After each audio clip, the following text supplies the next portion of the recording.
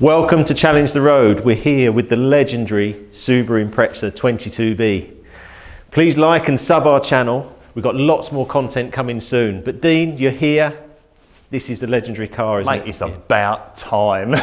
You've been expecting delivery for this for like, it seems... 7 months I've waited. It does seem forever. It's like a couple of lockdowns, man. Yeah, this is the first ever 22B I've seen. I've been a fan of Subaru Imprezas pretty much all my life, since 1999. Ever since I took one for the very first test drive, I went from an Escort GTI to jump into an Impreza Turbo, and that jump, let me tell you, was absolutely mind-boggling. And you scared your friend, didn't you? Well, my mate Brad Evans was sat in the back seat, and as I punted it off of this roundabout towards Southend Airport down this dual carriageway, I looked in the rearview mirror and he was just like that white knuckle ride, and it was the first time I'd driven a proper fast car, and ever since then, particularly because of the iconic sound and just the turbo lag, you know, like 0 to 60 in black and white doesn't seem an awful lot, but when you consider that for 1.5 or 2 seconds of that, you're doing nothing, and then it goes right up your backside. Well, my first Subaru was the McRae series. Right. And I still remember my first drive in that. So I collected it, Hildenborough Station, guy dropped it off, I took it, and it was that rush at 4,000. Yeah. Bang. And it was so addictive, but also it was so drivable, and it felt so safe in the 4-wheel drive. Yeah, I can't say this one felt safe first time I drove it, mate, to be fair. Squeaky bum time. But this, my friend, for the first ever experience of even seeing a 22B, I'll be honest with you, because obviously I've seen loads of pictures and I kind of knew what I was expecting. I expected to walk through that door there and almost have the same reaction I had when I saw an Escort Cosworth for the first time. You know, flared arches, massive wing and all that. And I thought, I love that, but it's a bit over the top, right? I love this. This looks right, doesn't it? But it's subtle. It's almost like, it's like walking into a gym, proper hench, but you ain't got the flared arches that make you look silly. They're like, but they made these lovely subtle differences on this car. It's incredible. Obviously the flared arches back and front and the massive wing does make it stand out from all of the other Imprezas that I've seen in the past. But it absolutely works. It makes it look aggressive and special, but like just not too garish, a bit classy, if you can say that about something like this, you know? Well, this was a celebration car for Subaru for 40 years. Right.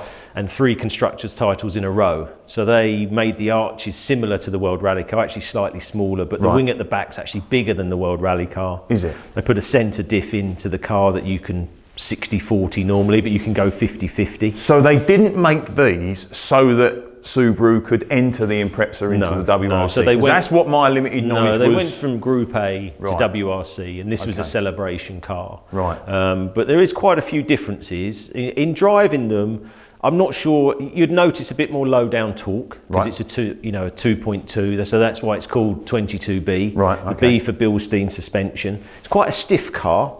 So if you went from like an Impreza 2000 back then to this, you'd feel the difference. The actual, I'd say the normal car, but it was much more supple in its ride, had 16-inch alloys, so you had more tyre movement. So this come with a 17-inch wheel. Right. So my modifications have been these 6-spoke WRC speed, which I know you love. They look amazing, man. I know some of the traditionalists and the purists will like those better than those, but I don't know, maybe it's the Essex boy bling in me, but I think they're amazing. So they really brought out the offset on these. So on the original 17s, they were under the wheel arch, but also very expensive. And this one had the original tyres on. So I decided to just put the speed lines on and keep these. So, I mean, there's a lot of debate about this, but I heard they were magnesium. Right. And they're £8,000. So I took them off and I bought these. Then afterwards, people are saying these aren't magnesium. So I'm now not sure, are they magnesium or not? But anyway, I would keep it with original tyres. Does it matter when you got both sets? No, well, exactly. Ain't you chop and change? It's not like it doesn't enhance it with this car with the offset. No. So talk me through some of the differences between this, because obviously, like cosmetically, it's a no-brainer. You can see the flared arches, like you said, with a massive wing at the back. So really the engine is the main key. So you go to 2.2, so the torque now has gone down to like 3,200 revs, whereas with the normal car you was up at like 4.2, then it would go. Shorter gearing, which actually is fantastic on the road. And with the roads now, you want to be up change, which I know you love the manual like me, but you can up change a lot more. Old school, the millennials won't get that, will they? And you know, inside it's very, very similar, apart from you've got a water spray now. Right. So you can have that on automatic. Obviously, if it gets hot, then you do see that steam coming up, Do ya? which is quite exciting. Yeah, and you sweet. can manually do it as well. Oh, really? So when we go for a drive, I'm sure you'll be pressing that button quite a Hell bit. yeah. So, yeah, they're the main features, but as you say, it's more a cosmetic upgrade than the 2.2. How many of them were made? Because look, this particular car, and any car in this sort of condition is worth a few quid now. Like I'm assuming it's the scarcity that makes it that. Yeah, 424. Right. Colin McRae had 000, Nicky Grist 000, David Lapworth 000. For having me here. No problem at all. Just what have you got in your garage? There's numerous vehicles in the garage. This one's not in the garage, but it's definitely one of my favourite cars. There aren't that many around. Yeah, no, it's obviously a pretty rare piece of kit, and especially this one. This is one of the 3 prototypes that were ever built. What did they call this? A 22? 22B. Right. Yeah. This is a hell of a run around. That's great fun. I mean, the only problem with something like this is you end up getting into bother because it just invites you to be a hooligan. Well, this hooligan won the World Rally Championship in this 2.2-litre, 276 brake horsepower Subaru Impreza 22B. So did you buy this off them, or did they give you this for winning the championship? No, I had to buy it. I've got a good price. There's no such thing as a free lunch, is there? Exactly, I know. That really hurt, especially being Scottish.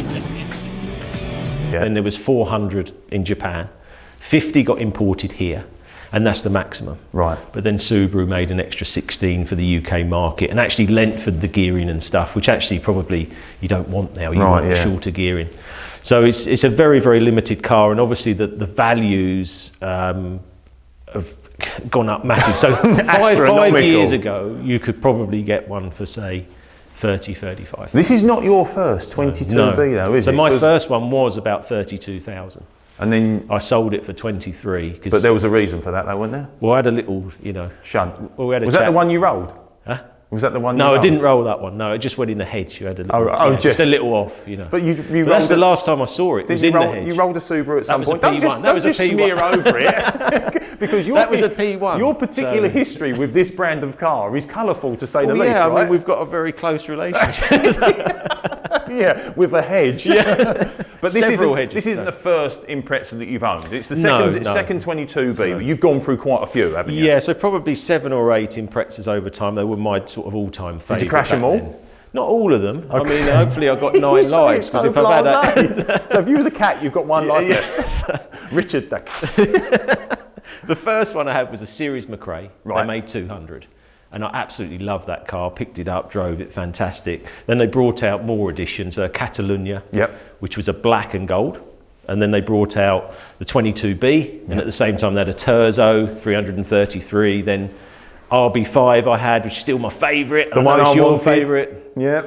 And then they had the P1. Now the P1, a bit like they're doing these days with McLarens, they make too many. They were only going to do 500. Yeah. They got all deposited, and then they built another 500, and that's affected their values. So that's a bargain next to something like this right now. yeah, If you could find one. I think so. To tell the truth, I wouldn't probably buy a P1. You wouldn't? No. Well, you got one of these. Why would you need it? Yeah, but even though I wouldn't say this is probably the best one to drive, I think the RB5 and even the McRae before was better to drive. I would be in that. But even the Series McRae now, some of those are 50, 60,000 pounds. What are these looking at? A good condition? Minimum 4,000 or 5,000 150. miles? No, minimum 150 for 50,000 miles. Oh, see, that blows my Yeah. mind, because outside there's an Aston Martin Vantage GT8. Yeah, I know, And that's I about know. 150 grand, give or take, you know, right now. With 1,000 miles. Whereas a 50,000 mile car is 150. If you want a proper one like this one, you're 300,000. Going up even more, because the American market opens in 2023. They didn't have this car. Do you know what's mind-boggling though? It's almost like, I think the Subaru Impreza is so iconic, and I think it resonates with so many people, but because at some stage in the last 20 years, this has been in their budget. Like we could all have bought one of these in, what was this, post-2000, wasn't it? Yeah. Or pre-2000? Yeah, these went Last down. century. These went down to sort of 16, 17,000 pounds at one stage. So it's Unbelievable. 40,000 new. I mean, I do feel it's a shame that the values have gone so high. Yes. And I didn't realise. you know, I was looking for them and going, £200,000. I'm not paying £200,000 for one. But then when you start to realise and go through it, you understand that You've had some smart purchases with vehicles, let's face it, but selling one for 23 and then buying one for this amount, it's very similar to my stocks and shares, buy high, sell low. And it's very hard to do it because obviously you've sold a car before for that amount. Yeah. But the Japanese cars are on a massive upward curve because of the American market opening. And there's only 5 of these cars in America, and they're on show and display, which is the only way of getting these into America. But 2023 it opens, the values are probably still increase again from This there. is absolutely mint, man. It Are we looks- going to take it out? It's almost brand new. Are we starting it up Well- and taking it out? Because I know your colourful history with Imprezas, so I bought my bobsleigh helmet. Hey, I might look dumb, hey, but up there for thinking, down there for dancing, and my old nan used to say, in the middle for the ladies. Are you okay with pace notes in the passenger seat? No, we ain't going above 30. We are my friend. definitely taking it out, and you know, I'm 100% driving this car. This car is not a garage queen. This is being PPF'd, and I'm taking it out. I want to show this car because it's so incredible. And how many people have seen it? It's the first time you've seen a 22B. Mate, I've so loved it's Imprezas for 20 years and I've never seen one. I've never seen one just by accident, and I don't think you would do nowadays, would you? And also the blue is a special blue. This isn't a World Rally Car blue. It's slightly lighter. I think like we spoke about before, but the blue and gold is just iconic and it just sets this car off. I mean, it looks like a rally car and that's their intention. And if you took it up the road now and you put numbers on it, you'd think it was a rally car. Get this PPF'd and get me in that driver's seat, Richard. I will do. As soon as it's done, we'll take it out and we'll do a next video on that. Wicked, man. So, yeah. Subaru Impreza Turbo, 22B. You've got 45 seconds to give us as many interesting 45. facts. 45, Okay. go. WRC rear spoiler, WRC rear fenders, front fenders on the front, WRC. We've got a centre diff in there, 60-40 goes to 50-50. Quick STI steering rack on the car. Water intercooler spray, not on the other ones. Front is like a WRC grills, 2.2 litre, 7,900 revs, 3,200 foot of torque, short gearing, 165 top speed, 0 to 64.1, 276 horsepower, but is 320. Titanium badges, £1,000. Get out of it. They are £1,000 on the badges. Wheels are magnesium. Pirelli P0 tyres were specifically made for this car. 5 seconds. 235 40 17s. 2, on 1, the wheels. stop. Well done. Didn't do the clutch again. I can't believe that. But that's